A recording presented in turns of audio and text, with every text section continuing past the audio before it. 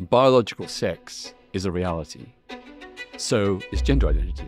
I reject this concept. I don't think that a man can be a woman, vice versa. The brain structures, processes, and activations of trans people are more like their desired affirmed gender identity. When they say, I'm actually a woman when it's a man, what traits are those that make them woman-like?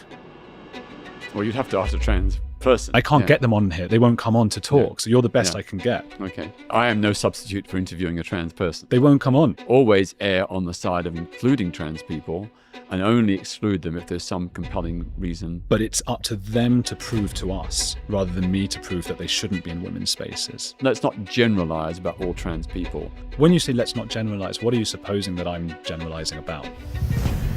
No one tells trans people, you're in the wrong body, you've got to change.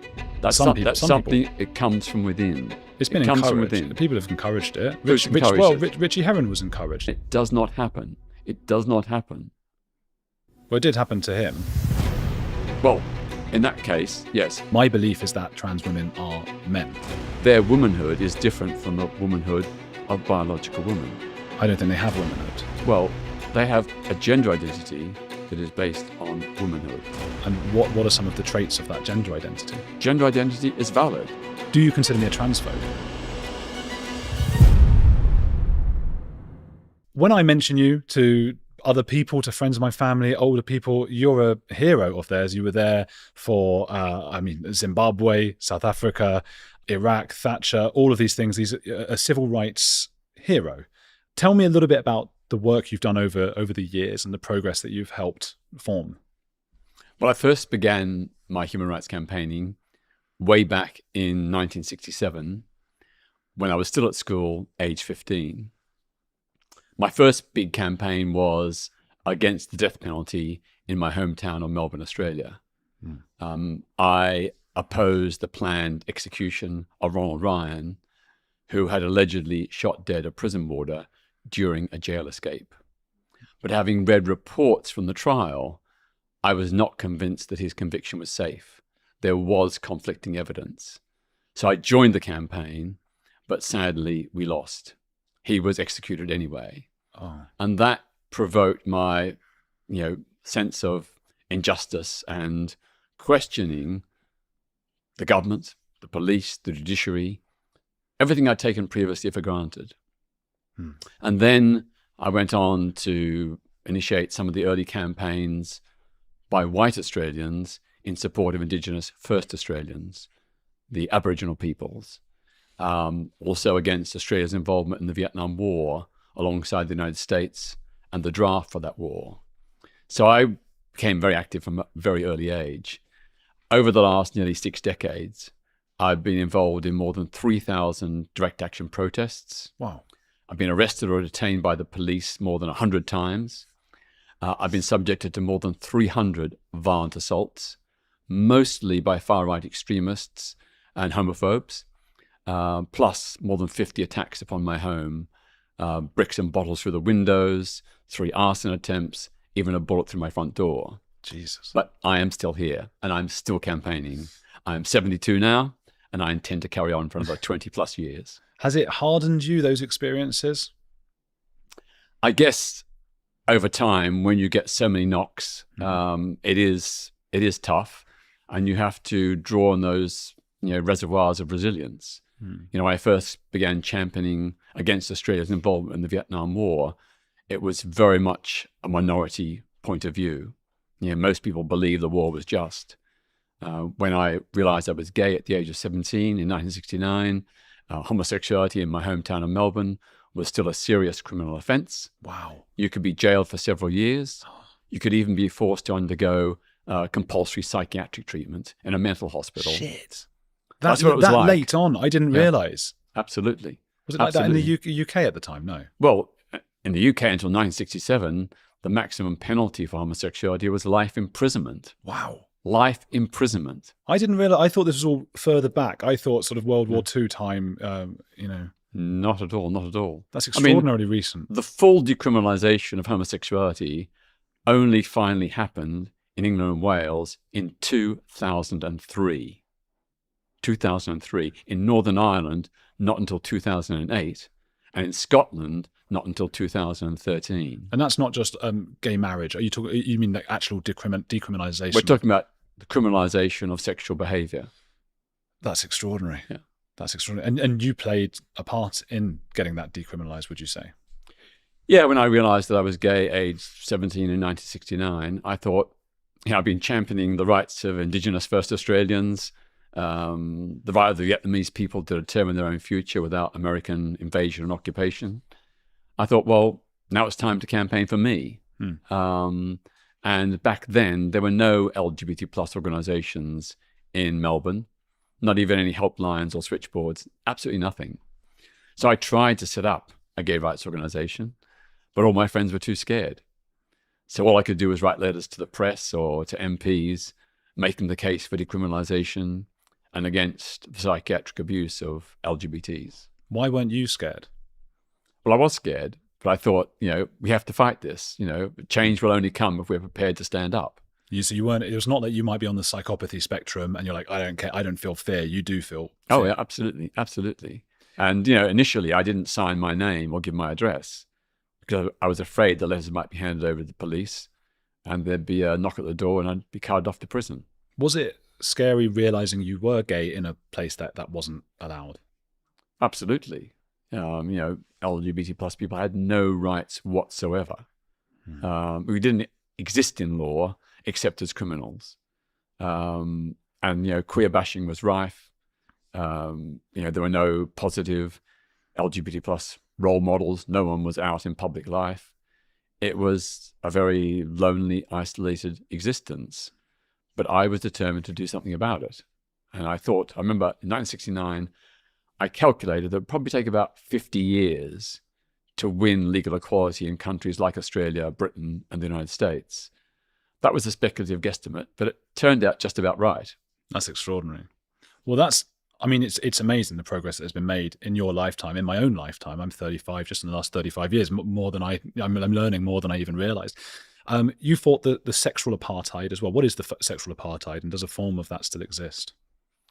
Oh, yeah, in the 1980s, 1990s, I coined the phrase sexual apartheid to describe the way in which there were separate laws for straight people and for lesbian, gay, bisexual, and trans people. I wanted to show that, like under the apartheid system in South Africa, which distinguished and made penalties for black people based on their race, similarly, there was a sexual apartheid in modern Britain based on sexual orientation and gender identity.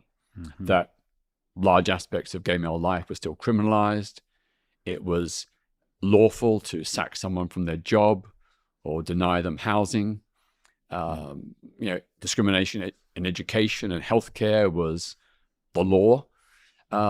We had no rights, no legal recognition. Our love and commitment, our partnerships did not exist in law.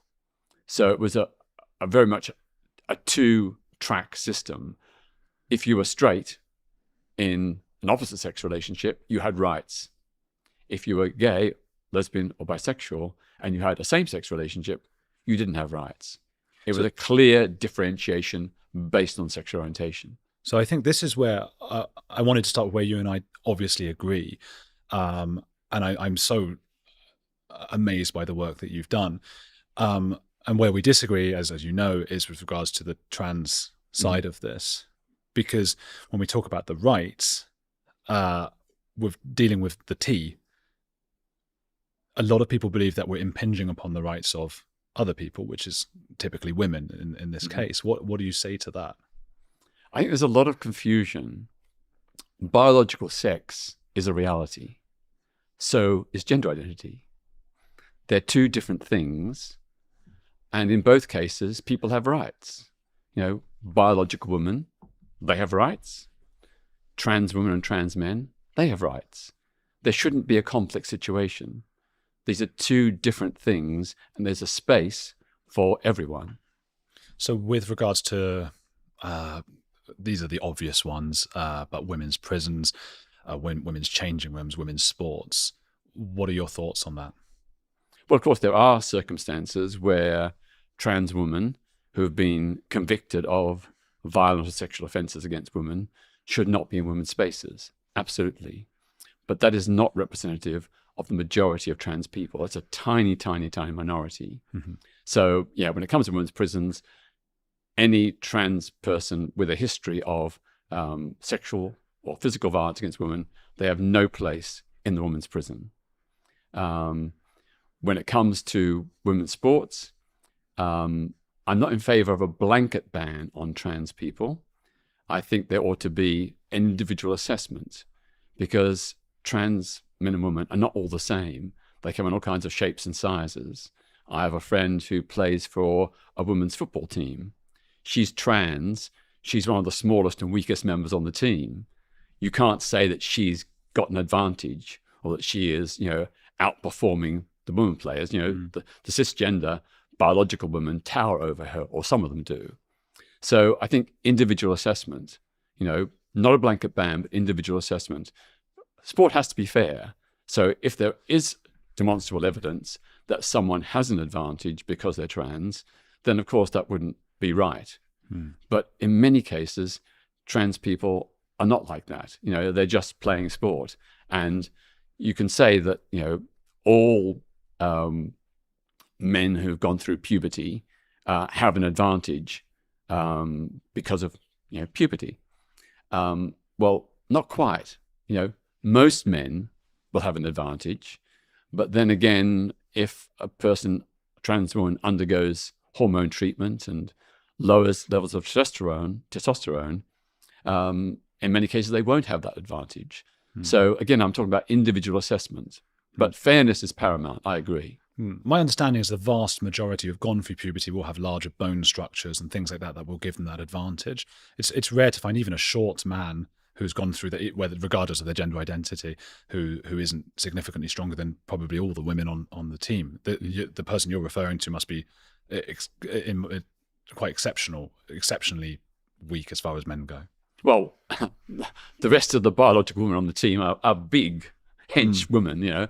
They're biological women, they're cisgender, but they're big bone, very strong, lots of muscles, compared to this friend of mine who's trans. It's just so hard to sort of make a policy around this, isn't it? I see what you're saying. Yeah. Well, individual assessment. Already, when it comes to sport, there is individual assessment. Athletes' testosterone levels and other hormones and chromosomes are tested and checked. Well, let's do that.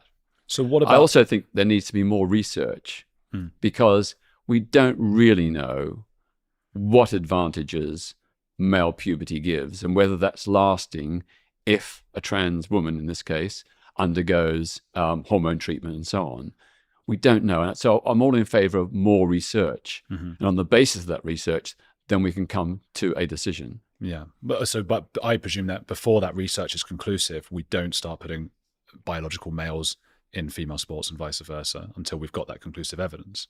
Well, again, there needs to be individual assessment. If there is clear demonstrable advantage, fair enough. But look, all elite athletes have advantages. Michael Phelps won all those gold medals in swimming. He had huge biological and other advantages over other male competitors. He had an exceptionally large heart and lungs. He had a huge 6'7" arm span. He had huge feet, which are almost like flippers. They were really gigantic feet and hands. And that gave him clear advantages in the pool. But no one's saying that he should be stripped of his medals. Well, but there's a reason we do split men and women, because of the the strength differences are just so large. And also there is a cultural aspect, isn't there, of sort of men for so many years beating up women. Yeah. I think that's what a lot of people saw with the issues. And I know this is also controversial, but with Iman Khalif and there were two boxers, weren't there, who many believed to be men, many believe were women. But if they were men, the fact is they won every single game 5-0, which no one else had done at that Olympics, and absolutely destroyed more experienced boxers. That's the issue people are worried about. Yeah, and I understand those worries, and I think that they should be taken into account, and people should look at them. But again, I say individual assessment. No blanket bans on trans. We wouldn't have a blanket ban on Muslims or black people or gay people or others. We would make individual assessment. But there is a blanket ban on men going into women's sports. So I suppose that depends if you think those men are women or men. Yeah, well, that's the issue to be debated, and to be more than debated, a decision taken based upon evidence. I mean, people often say, well, it's all down to XX or XY chromosomes, and that is a very good marker to distinguish, but it's not the only one, because there will be people who may have, for example, an XY chromosome, a male chromosome, but will have naturally, or by hormone treatment, women's breasts and hormones and other aspects of femaleness. So often their physical body shape changes. A lot of trans people say that when they undergo hormone therapy and so on, that their physical strength decreases. So again, it's all down to individual assessment. We also need to look at the very important issue of the growing body of evidence, which suggests that the brain structures of trans people are different from non-trans people. Yeah, I've read that as well. People say it's just a women are fancy, but I don't think so. There were twin studies in 2013 which showed that where one twin was trans, in non-identical twins, where one twin was trans, only 2.6 of other twins were also trans. But in the case of identical twins, a third of twins were both trans. And that would indicate a genetic component. The directors of The Matrix. It's twins, aren't they? Are they twins? They're both trans. I don't know. Yeah.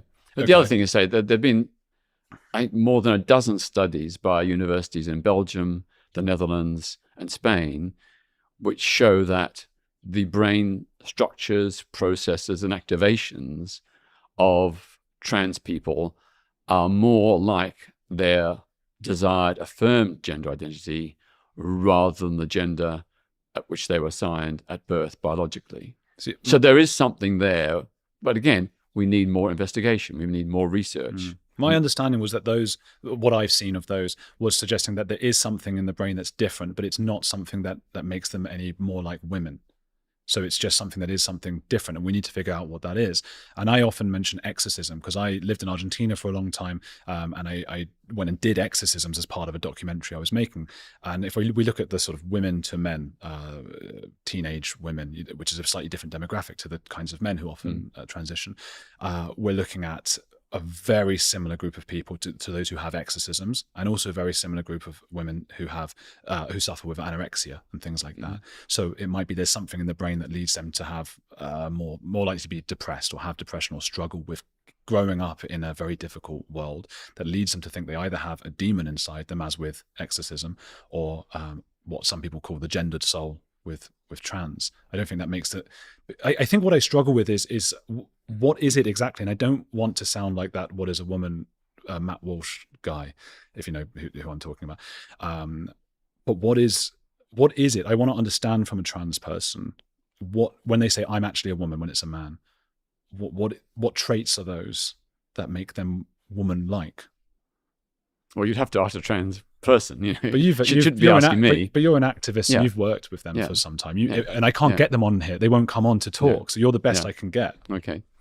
Well, I am no substitute for interviewing a trans person. They won't come on. Okay, fine. I'm happy to answer the question. Yeah, I think again, it all boils down to we need more research. We need more research, but the evidence so far would suggest that there is something about the brain structures and processes of trans people and a genetic component which predisposes or inclines them to be trans. So it's not simply because they've woken up one day and said, I'm trans. It's not a whim or a fancy. It's something deep-rooted and something that many of them have known and understood for decades from their earliest memories. So I don't think we should dismiss it in the way that it has often been dismissed by some critics. I think we need to show kindness, understanding, and a willingness to look at the research and to have more research to establish the facts, to establish the evidence. And on that basis, we can make wise, constructive decisions. I agree with you that we need more research, but I think we're both men of science. I think I don't. Yeah, I presume. Are you an atheist? Not that only atheists are men of science, but are you secular? I'm an atheist, secularist, humanist. Yeah. Yes. Okay. So am I, and I'm not. I don't mean to offend religious people because they can be people of science as well. So I'm not suggesting that, but we're both that way inclined. And for me, that old Carl Sagan, extraordinary claims require extraordinary evidence, and that seems to be what you're saying as well. And yet we have these situations like recently in Australia where Roxy Tickle wanted access to the Giggle women's only app and won. So policies are being changed based on something that you yourself admit we need a lot more research done about. Mm-hmm. That's the issue that a lot of us have, and that's why support for trans, I think, has gone down. Not that we should ever have support for individual people going down. I mean, they're people and they're humans and we should appreciate and respect them. But it has gone down over the last few years since people tried to change policies. That's the issue many of us have. Well, I think, again, there are some policies that needed to change. Others are more open and controversial and subject of dispute. But the important, core issue is that trans people have human rights, and there have to be really compelling reasons to in any way deny them access or rights alongside everyone else. And in not all cases is there that evidence. So I think we need to, always err on the side of including trans people and only exclude them if there's some compelling reason why they shouldn't be included. And in that case, it is usually only a tiny, unrepresentative sample of trans people who we're talking about. Let's not generalize about all trans people. They're not all the same. They're huge variety, a huge range of different trans people. When you say let's not generalize, what are you supposing that I'm generalizing about? Well, I'm not saying you, but a lot of trans critics want a blanket ban on all trans people in sport. And I'm saying, no, that's not the right approach. Have individual assessment. So where someone does have, where there's evidence of a demonstrable significant advantage, then perhaps there is a case for excluding them. But we need to do that on a case-by-case basis, as athletic and other sporting bodies already do. They do make individual assessments. They do test people's testosterone, do test their chromosomes. Let's pursue that. Let's do it more in depth, and let's get the right answers. With regards to women's spaces, then let's look at the Roxy Tickle and Giggle app. Sal Grover being who was sued and lost, and I think is now going to take it to the High Court. I think what I struggle with is I understand what you're saying about we need more research and we need to understand and we need to not ban people from certain things, but it feels a bit like the God argument, which you can't really disprove. And again, I don't mean to offend believers. They are welcome to believe. But if somebody says to me, hey, God created the world, you don't know it, that he didn't, I don't really know what I can say there. And if policies and laws are implemented on the basis of I can't disprove God, I don't have good enough evidence to disprove God, which I will never have, then that's going to affect the country. It's going to affect the place I live in. It's going to lead to, I think, unfair laws based not on rationality, but on magical thinking and faith, which people are allowed to have. People, I think, also can have faith that in this idea, which I don't believe in, which is that men can have an identity inside them that actually means they are women. I'm not representing it the best I can, but you know what I mean. But it's up to them to prove to us rather than me to prove that they shouldn't be in women's spaces. Do you see what I mean? I think a lot of people say, well, trans women should not be in women's centers and so on. Well, why not? Only a tiny minority of trans women have ever been a threat to women as a whole. In fact, the biggest threat to biological women are other biological women. They are the ones who, on evidence, seem to be committing the most crimes against women. Well, not men. No, excluding men. Excluding men in terms of women-on-women violence, it's mostly biological women, not trans women. But leaving that aside, I have a friend who works for a women's centre in the north of England. For 7 years, they have opened up their women's centre to trans women by an agreement, a vote by the staff and by the women users. They have never, ever had a problem. The cisgender biological women there are quite happy for trans women to be there. They've deported themselves with kindness and respect towards other women. There's never been a problem. So again, what I'm saying is there shouldn't be blanket bans. There should be individual assessment. And that women's centre, by the way, vets all women who come to the centre. It doesn't ask about their gender identity or sexuality or whatever to begin with. It vets them, does CRB checks and so on, to provide a safe place for all women, from all women. Which is sensible. Yeah. But so why can't men go into women's spaces? Most men, there's a very, very tiny percentage of men who actually attack women. Yeah, but I accept the idea of women-only spaces. There is a good case for, in certain circumstances, to have women-only spaces. And if a trans woman, has no history of physical or sexual violence against women, if they, treat other women with respect, there's no reason to ban them. Why? So why do we ban men if they've got no history of that? Well, because women prefer, or some women prefer, to have a woman-only space. So you would need significant evidence to show that a trans woman is not a man for them to then be in this women's only space, because women prefer to have a women-only space. My belief is that trans women are men who we should sympathize with and try to help and get the right kind of... And okay, I wonder if... I don't take the view trans woman are women. I take the view trans women are trans women. Interesting. They're different, but that difference is valid. They've got a right to be different. Yes. And their womanhood is different from the womanhood of biological women. I don't think they have womanhood. Well, they have a gender identity that is based on womanhood. And what are some of the traits of that gender identity? What are the feelings? This is what I want to understand, and no one will answer me. Yeah. Well, a trans woman feels and identifies as a woman. A trans man feels and identifies as a man. That is their perception. That's their understanding of who they are. And as I said, there appears to be quite a lot of evidence that, there are people born with XY chromosomes, male chromosomes, who have an understanding of themselves as women, and when undergoing treatments, then develop many of the physiological attributes of women. So they're not the same as biological women, but they are women, trans women, and they have a trans identity, and that is perfectly valid. Gender identity is valid. It's not a terrible thing. It's not something fake. It's a genuine feeling, and it's a genuine identity. I believe that it's a genuine feeling. I still can't understand what it is that makes them a woman, other than they are.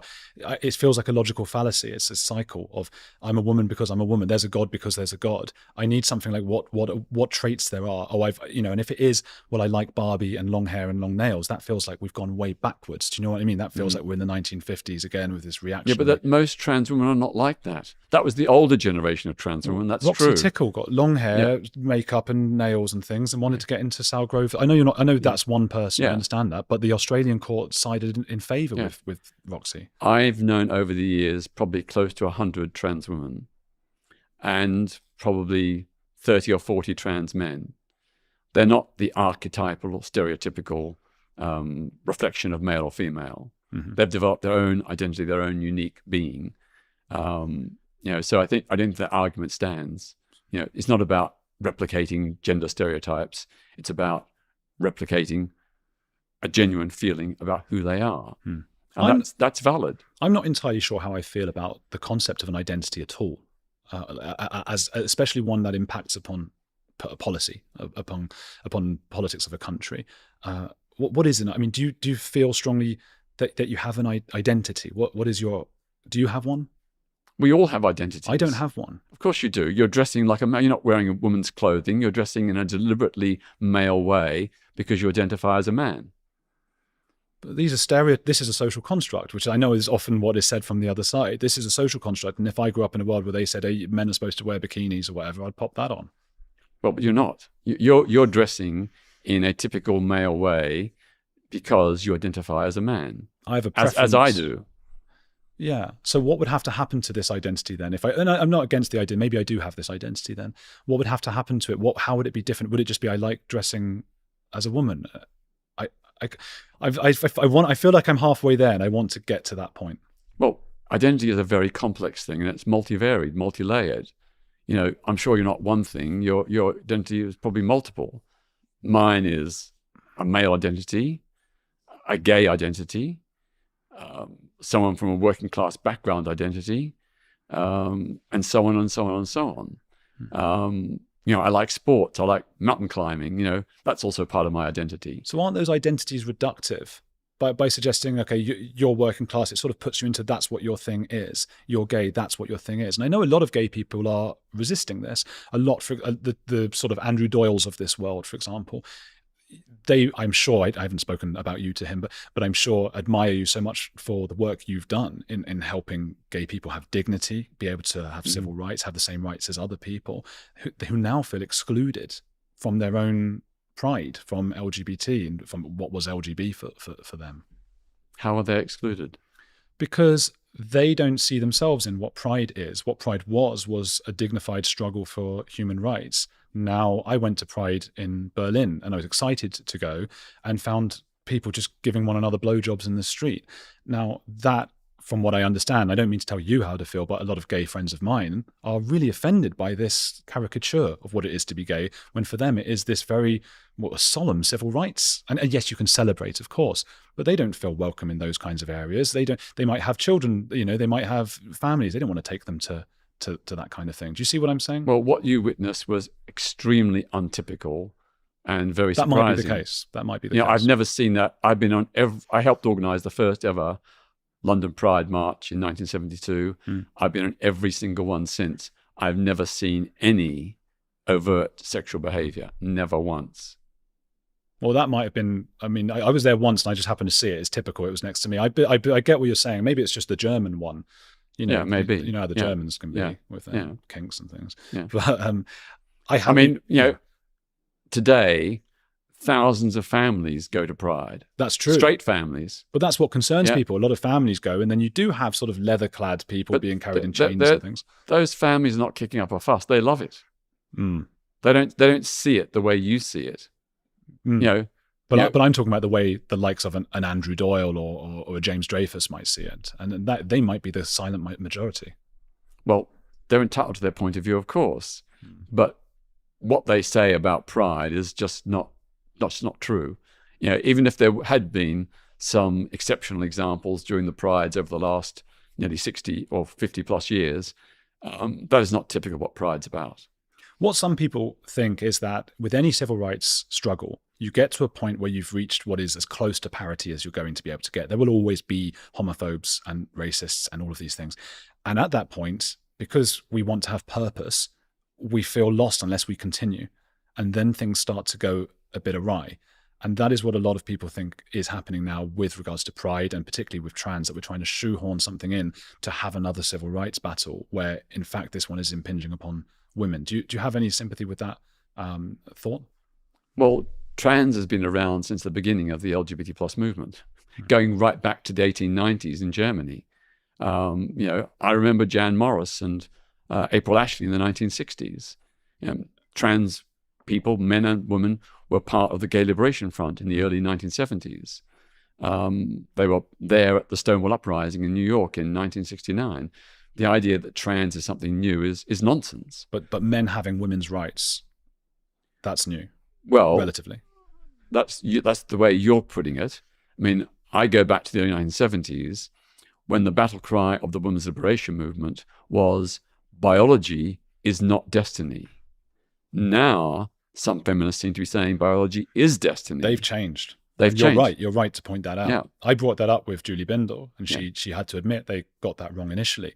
But to me, that was another example of a fervent civil rights campaign that, not that feminism had reached parity decades ago, but overreaching with something that wasn't factual. You've said yourself, most men and women are obviously not the same. They can't do the same things. There are biological issues. Just as Julie Bindel may have flip-flopped to one side, so has Judith Butler, I feel. Judith Butler was saying at the start, everything's just a social construct. Well, if it's all a social construct, why can't boys be playing with Barbies? Why can't girls be playing football and being good at maths without being told? And I know they're not all told this, but without a feeling, an ideology that they're in the wrong body. No one Some people are. no one tells trans people you're in the wrong body. You've got to change. That's something. It comes from within. It's been comes encouraged. from within. People have encouraged it. Who's encouraged it? Richie Herron was encouraged. He's an example. Do you know detransitioner Richie Herron? Yeah. Okay. Detransitioning. That is. I'm very, very sorry for people who've been through gender reassignment and regret it. I'm very, very sorry for them, but they are not representative. A study in this country of over 3,000 trans people found that less than half of 1% had regrets or detransitioned. A Dutch study of nearly 7,000 trans people over a 40-year period also found that less than half of 1% of trans people had regrets. So detransitioning, it's an unrepresentative, atypical thing. For most trans people, transitioning has improved the quality of their physical and mental health.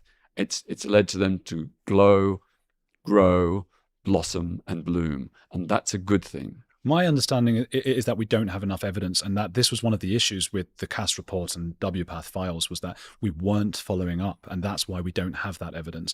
But Richie and several other detransitioners I've spoken with have said when they tried to go back and say they regretted it, they were pushed away. Which was the opposite of how when they first came along and said they were struggling with their mental health, they were very much brought in and said, hey, maybe you want to change and all those things. When they want to change back, it's not so easy. Okay, well, if they're pushed away, that's wrong. They should have been given the support they requested. But you can see how ideologically, if you know you're a doctor who's just cut off the genitals of a boy, it's going to be very hard for you to say to yourself, shit, I shouldn't have done that. Well, no doctor does that without many years of contact with the patient. At the moment, the average waiting time for a first appointment at a gender identity clinic is over 5 years. Over 5 years just to get the first appointment. And then to get follow-up appointments, it takes months and years further. So no one is rushed into transitioning. That's a complete lie. The opposite.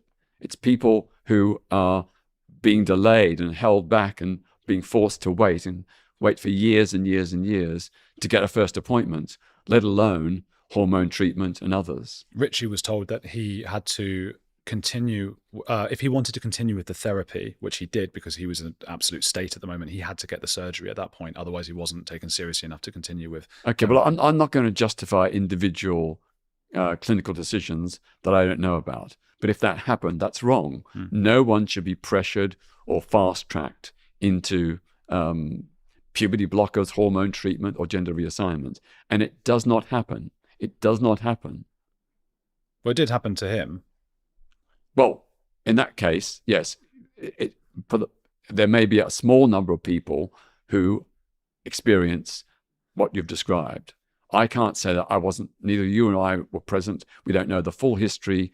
We don't know the processes which he went through. But I feel for him. I'm sorry for him.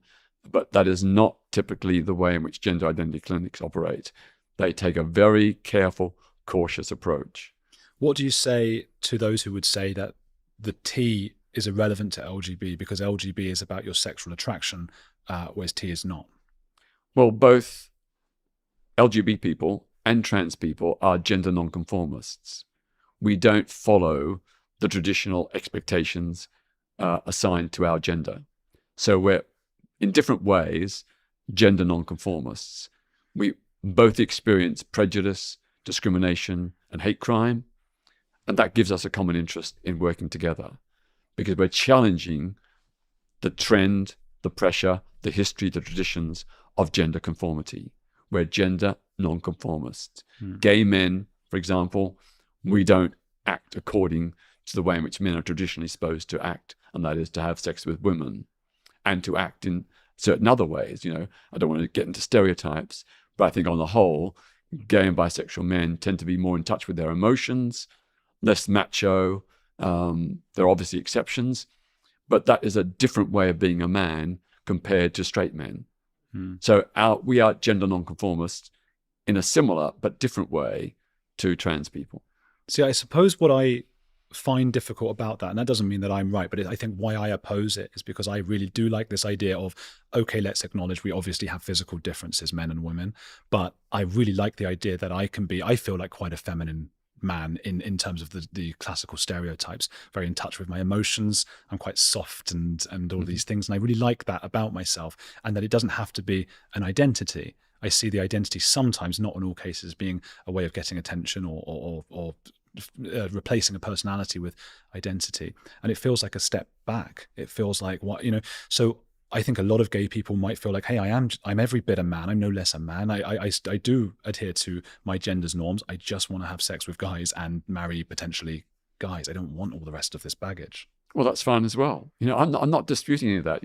If you're happy the way you are, expressing yourself the way you do, that's great. That's what the gay liberation movement fought for 50, 60 years ago. It was about the right of people to be who they truly are, to live their lives and be accepted as equal and full citizens. And within that framework, there's a range for a multiplicity of different, identities, different ways of being a man or being a woman. I'm curious, when you see people like me, do you see it the same way as one, or you may have seen decades ago and still today, homophobes? Do you see that as I'm somebody who has a bigotry inside me? I'm just curious about that. What is your feeling of people like me and maybe an Andrew Doyle or someone like that? What do you mean? Because I reject the idea that of gender identity entirely. Oh yeah, that's your right. That's your freedom. I defend your right to hold those views. But if I rejected, I'm just curious about this. It doesn't say anything about anything really. I just want to know if I didn't want gay people to be able to get off with one another, or if I didn't like gay or whatever, I think you'd be within your rights to say, okay, that's your right to have those beliefs, but you're a homophobe. Yeah. Do you consider me a transphobe based on what you know so far? I try and avoid emotional, inflammatory language like TERF or transphobe. Interesting. That's not helpful. We need to de-escalate. You may be, I might perhaps call you a trans critic. And I said, I disagree with you, but you're entitled to your point of view, and I'll defend your right to hold that view. I just think we need to get away from this culture war, sure, which is not doing women's rights or trans rights any good. If this was a right-wing plot, a conspiracy by the far right to destabilize and undermine the progressive movement, they've succeeded. They've succeeded. It is shocking and appalling that we are fighting each other. I know some really great long-time feminists who I greatly admire and still respect immensely. We disagree on the trans issue, but I'm not going to hate them. I'm not going to not speak to them. I'm not going to denounce them and bully them or abuse them. We just have a different point of view, and we have to have a dialogue. Would that suggest that there's maybe more space in your mind for this particular civil rights battle being more complex than the gay rights one?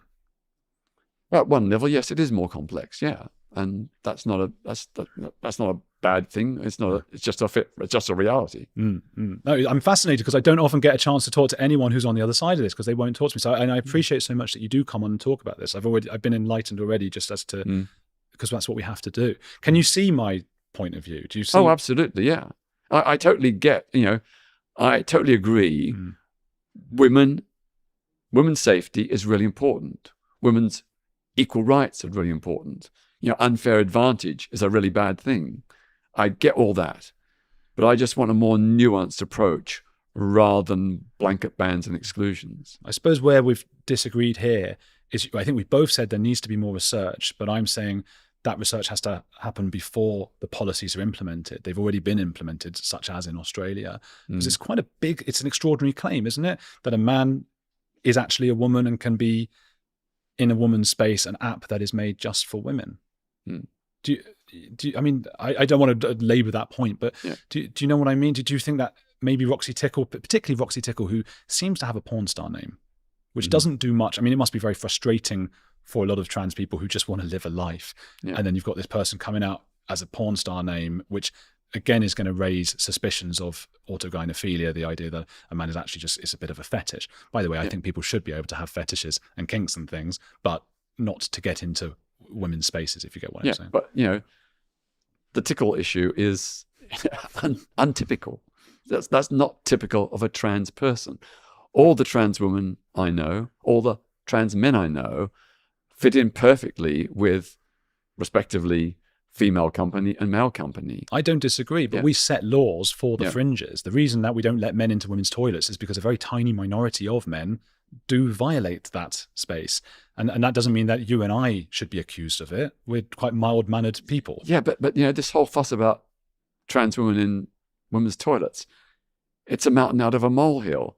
The number of incidents where trans people have done bad things in women's toilets are tiny, almost infinitesimal. But what do you say? Not to justify it, but trans women have been using women's toilets for decades without a problem. The idea that banning trans women is going to protect women is nonsense. A male rapist isn't going to go out and put on a dress and a wig in order to get into a woman's toilet. He's going to just barge in there and do his evil deeds. Well, in some cases, but there was also Leah Thomas, as an example, who's now being accused of deliberately brushing past people with his penis in the women's toilets. Some of the people he was swimming with, the women he was swimming with, are now making that accusation. So there were all if it's true, it's wrong. If it's true, it's wrong. But it was allowed to happen because of the policies. It shouldn't have been allowed to happen. So let's walk back the policies. No, let's make sure that people in those situations deport themselves with appropriate respect for women. But we live in the real world. That's not going to happen. Well, those women athletes are going to face men doing bad things every day of their lives. Absolutely. Potentially. Absolutely. That's why they're not allowed in the change rooms. Banning trans women isn't going to reduce that wider risk. And again, the vast majority of trans women athletes deport themselves with utmost respect towards women, and they should not be penalized because of the bad behavior of others. We do not demonize and demand restrictions on all Muslim people because a tiny minority of unrepresentative Muslims are terrorists. That is not representative of the Muslim community, and most of us would say absolutely no way should the wider Muslim community be penalized because of the bad behavior of a tiny few. No. Now, if you take that view, why not apply the same principles to the trans community? Well, with your first example, I think you could then say, okay, perhaps there are issues with some aspects of Islam, and we have to police around that. We have had many grooming and gang incidents. Of course, a lot of white people do horrible things as well, Christians, Jews, whatever. But my point was about demonizing the whole Muslim population, saying that the whole Muslim population should be placed under special restrictions because a tiny minority are terrorists. That is not representative of the bulk of the Muslim population. They are not terrorists, and they should not be penalized. Of course they're not. Yeah. But a large percentage of grooming gang incidents do involve British Pakistanis, right? And because police wanted to be progressive, they looked the other way, and that led to atrocities. So, the police should not look the other way. Absolutely, I totally agree. But that's not the point I'm making. The point is, any decent person in Britain would not accept the generalized demonization of Muslim people and legal restrictions or exclusions on them based upon what a tiny minority might do in terms of acts of terrorism. So I'm saying the same basic principle applies. You don't demonize, or you should not demonize the whole trans community based on what a tiny minority do. See, I do demonize, and maybe it's irresponsible, but people in extreme religions. I do, and maybe demonize isn't the right word, but I'm cautious of them. And But you don't support them being denied, equal rights or inclusion. No. You don't want to exclude them from certain spaces, do you? No, that's true. But I don't give them extra rights that others don't have. And I think with the trans case, we're giving men rights that most men don't have, which is to go into the women's toilets. Now, you and I don't want to go into the women's toilets, but some people do, right? And that's an extra right they're being given, whereas you speak of it as we don't take that right away from them. I'm saying we shouldn't be giving them the right in the first place because it's not their right, it's the right of women. That's where I think we're disagreeing. Well, I think it's a bit more than that, because what I'm saying is that for 99.999% of trans women, they use women's toilets totally respectfully and politely and discreetly, bearing in mind the feelings of other women using those toilets. Yeah, but I don't think they should be, because they're not women. Well, they are trans women. They identify as trans women. They wish to use a woman's toilet. I need extraordinary evidence for that. If they went into a men's toilet, there'd be uproar. They could get beaten up. They could get more likely to be assaulted and raped. Well, we don't know that exactly. And again, I now go on your side here, and I have to say most men would never do that, right? I would certainly. Yeah, of course, most men wouldn't do it. But a trans woman going into a male toilet is likely to get abuse. Do we know they're likely to get abuse? Potentially get abuse, potentially be more at risk of sexual assault in a male toilet. On top of that, what's really interesting is that the people who make a fuss about trans women going into women's toilets don't make a fuss about trans men going into women's toilets, because that's the logical conclusion.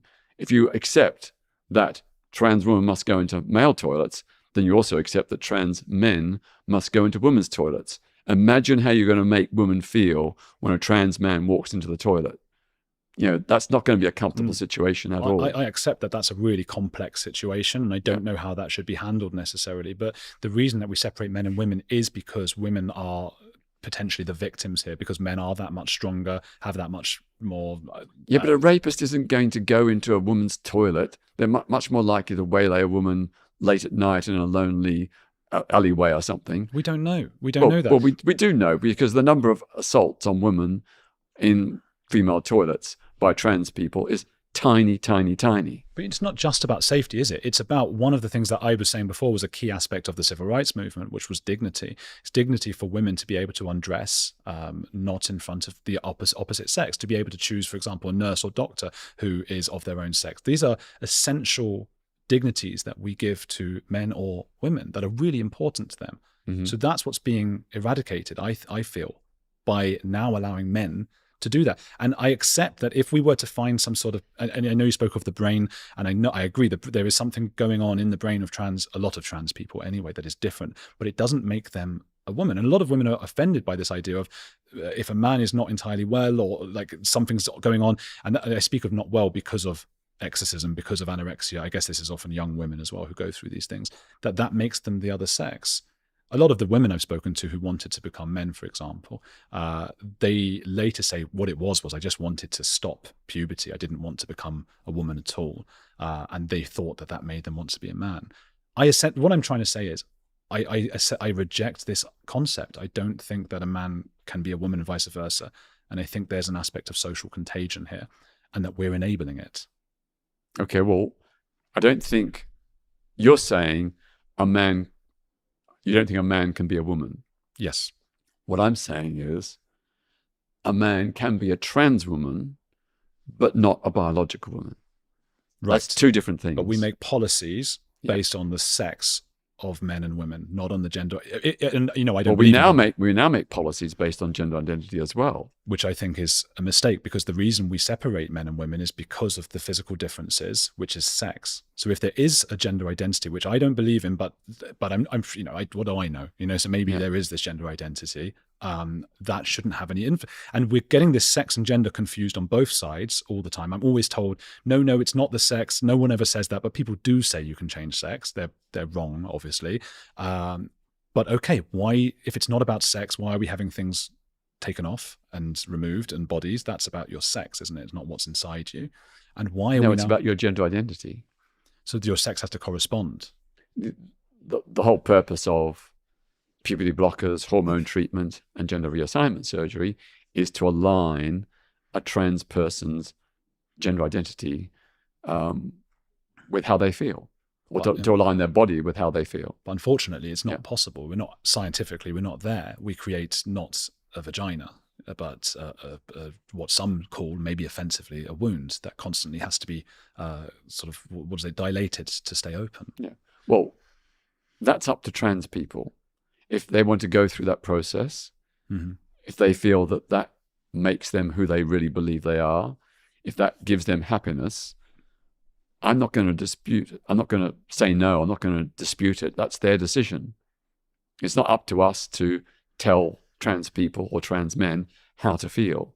No, but we tell people, hey, look, you want to get your leg cut off? And there are those people, I think they're extremely rare, but they want to get their leg cut off. They want their arm cut off. And we do say, well, hang on, that's not right. You need help. We need to talk to you, and we need to see what the underlying issues are here. What is going on? And I'm particularly talking of young girls, but also young boys. Often boys who are gay and whose maybe their parents don't like the idea that it's a gay boy. I mean, that does happen sometimes. It is so ridiculous to think that someone is fearful of being gay and therefore they opt to be trans. This happens to exchange one form of prejudice with an even worse form of prejudice. But this happens in I believe, Pakistan and India. I've heard of this happening. I've heard of people being told that they have to change their sex to better fit in rather than be gay. That's a different cultural context, and that is clearly wrong, where family or religion is pressuring people in countries like Pakistan and Iran who are gay to change their gender. That's completely different from the experience of trans people in the West. But it does mean it's not so ridiculous as to count that out. And some people suggest that happens, that they were gay and they felt, not necessarily because they were told by people you are bad or whatever, but because of a social contagion that made them fear being a gay man or a gay woman. You know, this does, of course, I go into schools quite often. I meet lots of trans kids, male and female. I often ask them about their experiences. They all say they're so much happier now. They're so much better adjusted. Their teachers say the same thing.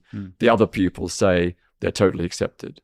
For young people, they don't really care about these issues. I got the same answers from people who had exorcisms, the same exact answers from the same demographic of people, children or teenagers, young adults, who got their exorcism and afterwards said, God, I'm so much happier. I'm wonderful now. Everyone was around them, smiling, photos, everything. I finally got rid of what the issue was. We know that teenagers suffer with all kinds of depressions and OCD. And that is why at the initial stages of gender assessment, it's very important for clinicians to go through other potential factors that may be influencing the young person, to get them to understand their feelings, to get them to understand the consequences of puberty blockers, hormone treatment, and gender reassignment, and to just really nail down that they are very clear about their desire to transition.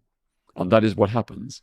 That is what happens because, as we know, the waiting time for gender identity clinics is many, many years. And then for further treatment, more years, one after the other. It's no one is being rushed. And there is a proper, there may be some exceptions where it hasn't been followed. But in all the experiences that I know, the person is counseled about other issues in their life to rule those out. But I know people who had exorcisms and 10 years later still, now they want multiple exorcisms. They want more and more and more. If somebody came to you and said they wanted an exorcism and it would make them feel better, would you necessarily say, hey, go for it? Well, I would, it wouldn't be my position. That'd have to be a decision by a clinician. But, Priest. And they have to go through a responsible process would be to assess why they want that and to be certain about what the benefits are going to be and what the consequences will be. But as you said yourself, we need a lot more research before we do drastic operations on people about long-term happiness. And as Cass and WPATH pointed out, this is apparently deliberately not being done. Well, I wouldn't say it's deliberate. There's quite a bit of research going on. Not enough, but there needs to be more, and I agree with that. But I don't think anybody is, well, the number of people who feel they're being pushed or rushed and not being properly assessed before undergoing transition is very, very small. And that's wrong. Everybody undergoing any kind of major medical intervention should have a very thorough assessment, which includes not just physiological, but also psychological, emotional, and so on. That's what happens in most cases. Why has the number of trans people shot up? I know, I agree with you, that it seemed to have always been trans people to an extent. Why has the number shot up in recent years? For the same reason that more and more people came out as gay after, the early campaigns to challenge prejudice and discrimination. But it's been legal to be a trans person for years, and no one was stopping them from getting off with other people or marrying other people. Hang on, the Gender Reassignment Act of or the Gender Recognition Act was in 2004. That's not that long ago. Sure, but what I mean is that gay people couldn't come out because they would be arrested, right? They would be and shunned and all of those things. Yeah. There was more support for trans people before the policy started to change. People seem pretty okay with it. And I've spoken, totally anecdotal, but to many, many women who say they used to have trans people in their bathrooms all the time and they didn't really mind. As you say, it's for the most part not really an issue. It became an issue when policies were being changed and people saw laws being changed around them that took away rights from women. So I just think, as you say, more research needs to be done, but that has to be done first before. But going back to the numbers issue, people used to say in the 1980s, or even before the 1970s, gosh, there's a huge explosion of gay people, where have they all come from? It's a social contagion. It wasn't true then. It's not true with trans people now. Because there's more openness about these issues, because there is more support, more people are realizing that they're trans and are seeking treatment. But there was more support for trans people 10, 15 years ago than there is now. Support for trans people has significantly gone down as a result of what I'm talking about, but still more and more people are coming out. So the social contagion is still going on. Yeah, because there's a support network, and there are places, organizations that provide affirmation and support. So although perhaps public opinion may have shifted, although I'm not too sure by how much, I think that's very questionable, still most trans people feel that they're recognizing who they are, and that is why more of them are coming out. It is possible, of course, and I know you're not saying it's not, that people were wrong about it being a social contagion with regards to gay people, and they might be right about it this time. Well, that is possible, but it's of the young trans people that I've met, and I've met a lot over the years, they all seem very sure and confident in who they are. They often say they're put through all kinds of quite aggressive counter interrogation. What they described was actually just counseling, but they called it an interrogation. Sure. But they were subjected to quite aggressive and quite high pressure to not be trans or to question their trans identity. But that is who they are. And they feel happy and content that they were not always content, but they acknowledged they were challenged, but the challenge did not dissuade them from the fact that they identify as trans. I think if it's not a social contagion, okay, with gay people, we had a lot of older people, it wasn't just young people, older people who were then finally able to come out the closet, which is a wonderful thing. We don't have so many, unless I'm mistaken, older women. There are a lot of young girls doing this. We don't have many 40 to 70-year-old women going, gosh, finally I can be my authentic self because that's what's inside me. That's one of the reasons I feel like it is a social contagion. Do you see what I'm saying?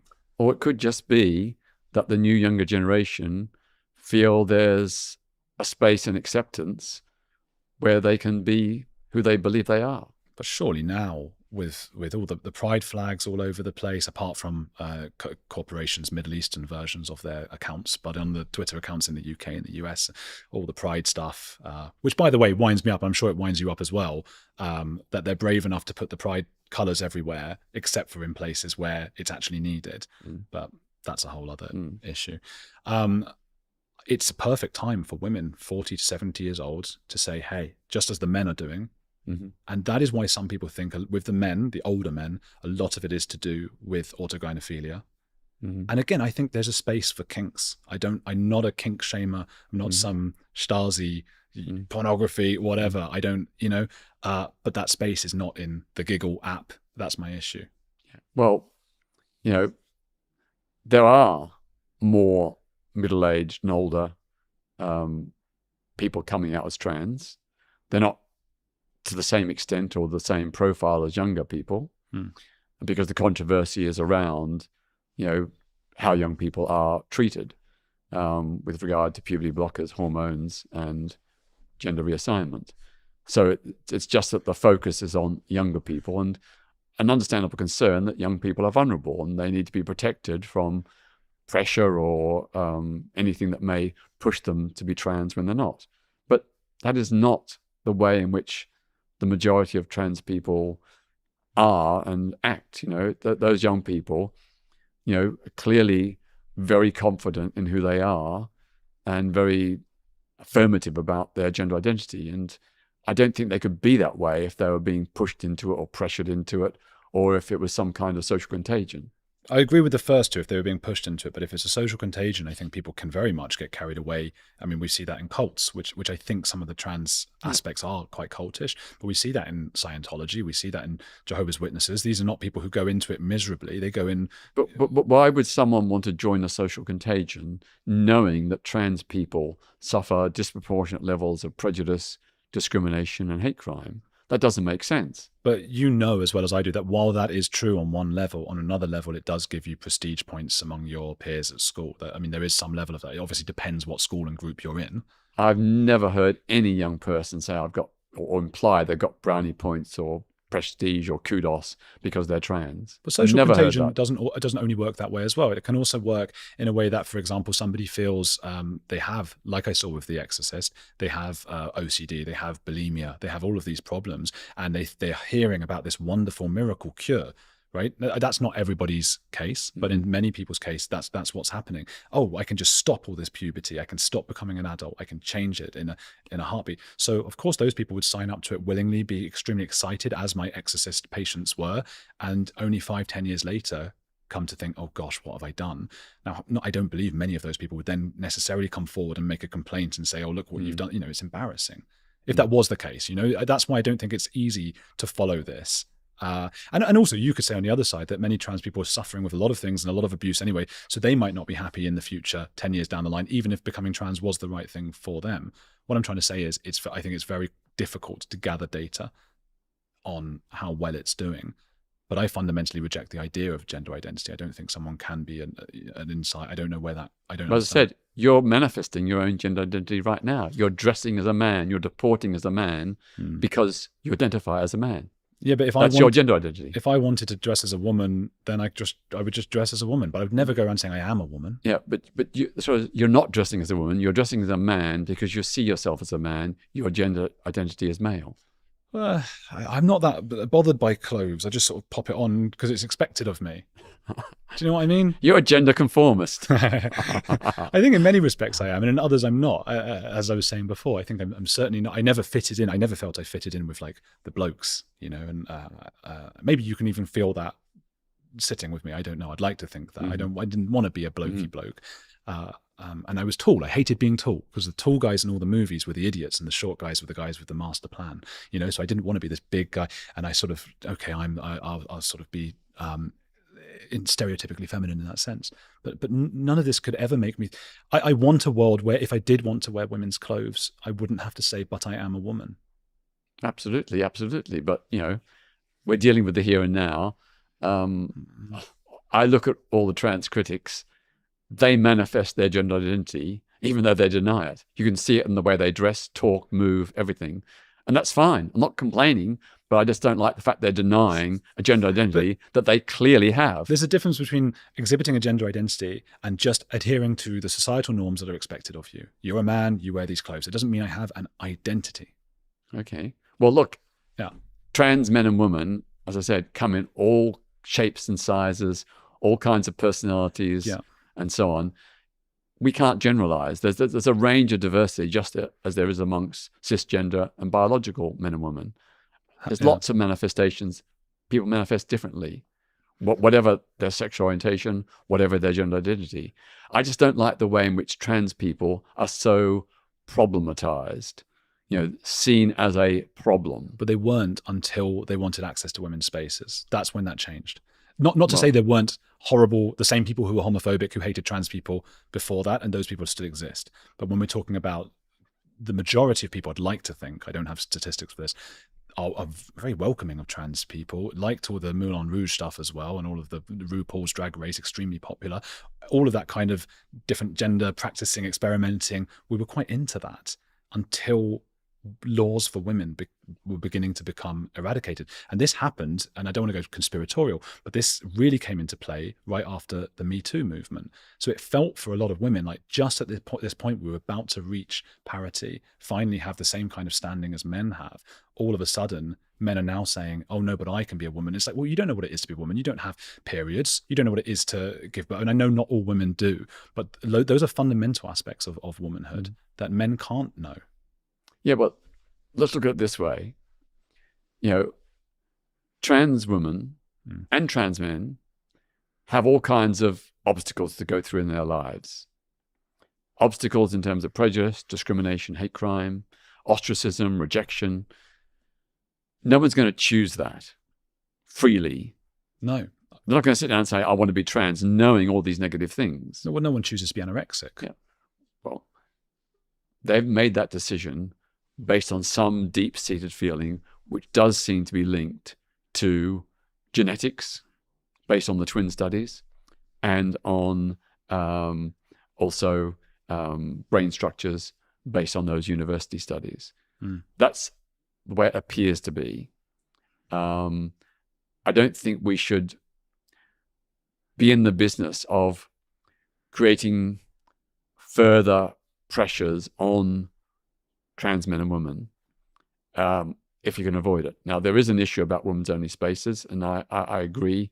But again, I've said, there is an instance or an example or occasion when it may be right to exclude a trans person if they've had a history of physical or sexual violence against women. Totally agree with that. But otherwise, I think it should always be on an individual assessment. Blanket discrimination is not a good thing. How much space? No, but it's not discrimination. I don't think it is discrimination because, as I don't want to go in circles, of course, but I don't believe it's discrimination because I don't believe they have those rights or should have had those rights in the first place. I don't have a right to enter a woman's space. That is not discrimination. A man who says that he is a woman or believes he is a woman, I don't believe that these are people who are malicious, mostly who are saying, I'm going to pretend I'm a woman. They believe they are women, just as anorexic people believe that they are overweight and they're not. And they need us to stop enabling these, what I consider are delusions. And I know that's a really... But you just said that they had genuine feelings. What's that? They have genuine feelings. Yeah. But feelings, I don't want to sound like Ben Shapiro, but are not facts. They feel that they are women. Yeah. That's what I mean. They're not lying to us, but I think they are deluded. Yeah. And I think they need the adults in the room. And I know this is a problem because this is so similar to what was said to gay people. That is a huge problem. And I wonder how much space there is in your mind to consider that because this sounds so similar to what was happening wrongly to gay people, that it's maybe made you go this way with trans and that you might be wrong about it. No, I think that they are different, but there are lots of parallels with the negatives heaped upon gay people and the negatives heaped upon trans people today. And, I just wish that people would pay more respect and understanding for the plight of trans people and not go down the road of blanket exclusions, go down the road of individual assessment. That's the better way to go. And of course, as I said, we need more research, undoubtedly. How much space is there in your mind to the idea that there isn't such a thing, that you might be wrong about this? Well, on the basis of all the evidence I've seen, I believe that there are fundamental differences between, for example, biological woman and trans woman, to use those phrases, and that trans woman's feelings are genuine, and it's not just a feeling; it's a whole identity which governs their thinking and behavior, and that is their right in a free, liberal, open society. People have a right to be different. Without going into other people's spaces, I think that's where we disagree, isn't it? Yeah. We won't. Well, as I said, individual assessment. I'm not saying that no trans person should ever be excluded. What I'm saying is individual assessment. So, as I said, those trans women who have a history of physical or sexual violence against women have no space, have no place in any woman's space. But the vast majority of trans women, treat other women with incredible respect. I agree. You know, they fit in. Most people don't even know they're trans because they pass so well. I agree. They're not a threat to women in any way. Although I'm concerned for both sides about the passing thing, because on both sides you have some people on the sort of trans rights activist side saying with regards to passing, but look, she looks like a woman. You know, something about Miriam, that old TV show. Miriam killed her or himself. You know, but was they were all going for Bachelor kind of reality show because Miriam passed. And to me, that's irrelevant. It's not about passing. And then on my side of this, the gender realists or the gender critics, as you say, they will put up photos of people who don't pass and mock them. And I think that's very cruel and unnecessary. And it's irrelevant because it doesn't matter if they look right or not. The fact is, these are, in my opinion, these are not women, essentially. And they shouldn't be given those extra rights that other men don't have to go into. Whereas where you see discrimination against them in a ban, I'm saying they've been given extra rights they shouldn't have had in the first place. Well, but your option is that trans women should have to go into men's toilets and therefore put themselves at risk. I don't agree with that. It seems like we're in a really complex situation where either the women will have to feel at risk or the trans women, who is a much smaller percentage, will have to feel at risk. But most women in women's toilets don't feel at risk because trans people have been going to women's toilets for decades without a problem. But many do. And the big danger is, as I said, if you take this rule that it's all down to biological sex, to chromosomes, that trans men are going to go into women's toilets, just imagine how threatened women are going to feel if you pursue that policy, which is the logical conclusion of what you're saying. Say that again. The logical conclusion of what you're saying, if biological sex must govern who has access to what spaces, it means that trans women, it means that trans men must use women's toilets, and that will put women using those toilets in great fear and anxiety and distress. Yeah, I don't know what the answer to the trans man question is. I think that's a really interesting one that you bring up, but it doesn't change. I mean, I think in both cases, the fact is that women, I mean, part of the reason that a lot of young women go through the trans issue, I mean, a lot of women I've spoken to anyway, they go through it in the first place, is because they are so tired of being ogled by men and sexualized by men. So either way, they do not want men in their toilets. Most of them don't believe, at least as far as I know, in gender identity as a separate thing from sex. As far as I know, you'll know the history better than I will, but gender was simply a synonym for sex for people who were too prudish to use the word sex. It was also used in language, German, French, whatever. And it was only since John Money, who obviously, and I don't mean to use him as a card of, so therefore everybody's horrible in experiments on children, but he was one example, of course. And that's where gender identity started to be used as a separate thing. So I simply don't believe in it. I reject the... Hang on, gender identity was being used way back in the 1890s, if not before. Right, go on. Yeah, Magnus Hirschfeld at the Institute of Sexual Science in Berlin. His work in the 1890s was a lot about trans people and gender identity. And, he was a great pioneer, and he helped many, many trans people, mostly trans women, fulfill their dreams of gender reassignment. And he saw a close correlation between the LGB campaign and the trans campaign, in the question that both were, both sides were gender nonconformists. Interesting.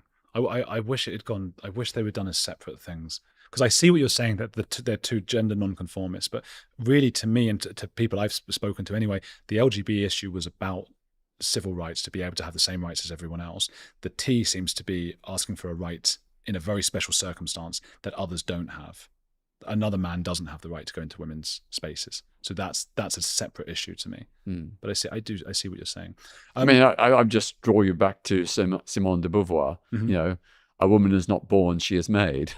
that's the trans story. Yeah, but wasn't she a bit nuts? Was she nuts? No, she had said a lot of great things. Who was she married to? Jean-Paul. Well, she had a relationship with Jean-Paul Sartre, but that's right. But her book Second Sex was an absolute pioneer in terms of feminism. A woman's not born, a woman's made. That's the Judith Butler sex as a social construct. Yeah. But didn't we just say that the Julie Bindel thing, which was that, also there's now, we know that's not true.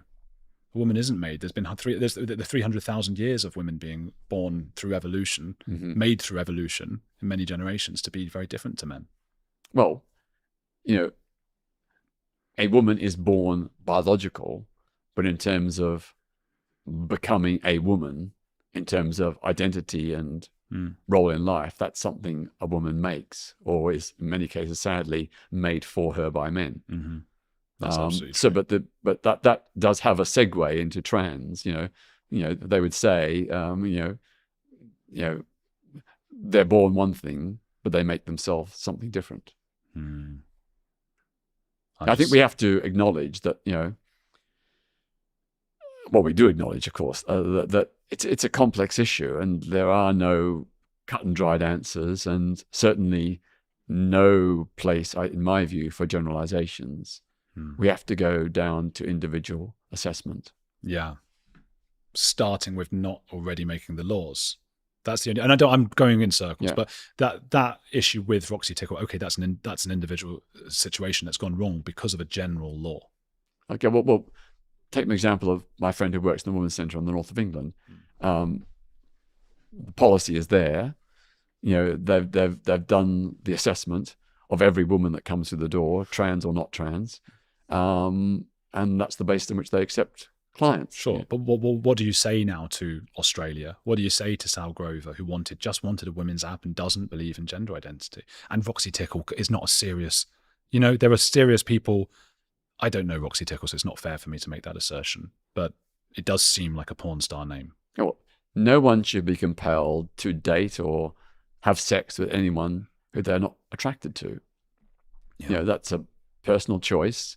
If you don't want to have sex or find XYZ attractive, no one should compel you. But it's not a sex app necessarily. It's like a women's app, so they just want to have a safe space. It's not a lesbian app. It's an app to I don't know what they talk about. I'm a bloke, but periods. I don't know. They're having a chat about periods, and then Roxy Tickle walks in, potentially someone who does get a kick out of it. It's the last thing they want. Yeah. And I know that you agree, probably. We don't know enough about it. Someone like Roxy Tickle, if he is what I'm suggesting, probably shouldn't be in that group. And that's an individual case. But that was allowed because of what we've done with a general law. So maybe I agree with you. I don't know. I'd have to get to that point of individual case, but let's not make the blanket law of allowing men into women's spaces first. Can't we make it no men go into women's spaces, but let's consider some trans people, and certainly not Roxy Tickle? Well, in a sense, that's what the Women's Centre in the north of England has done. It's decided that, their policy is we're open to women. We agree by a vote of the staff and the users that this is okay, and we will assess each woman, trans or not trans, who comes through the door. And we will take a decision not to allow any woman who has a history of sexual or physical violence against other women. And that applies to both trans women and to non-trans women. I've got one more question for you, but first, where can people go and find your work, sign up to your stuff and everything? Well, I am the director of the human rights organization, the Peter Tatchell Foundation. The website is www.petertatchellfoundation.org. If you go to the top right-hand corner, there's a little button which says Join Us. If you give us your email address, we will send you a weekly bulletin on a range of LGBT plus and other human rights issues. It's totally free. There's no charge. So sign up if you wish to. You can unsubscribe at any time. And my foundation does a combination of work here in the UK, about 50% on LGBT issues and about 50% on other human rights issues. But we also do a lot supporting democracy and human rights campaigners in other countries like Russia, Ukraine, Syria, Pakistan, Bangladesh, Uganda, West Papua, and Pakistan. Really important work. Yeah. Who's a heretic you admire? I would have to say Peter Singer. He is one of the great pioneers of animal rights and animal liberation.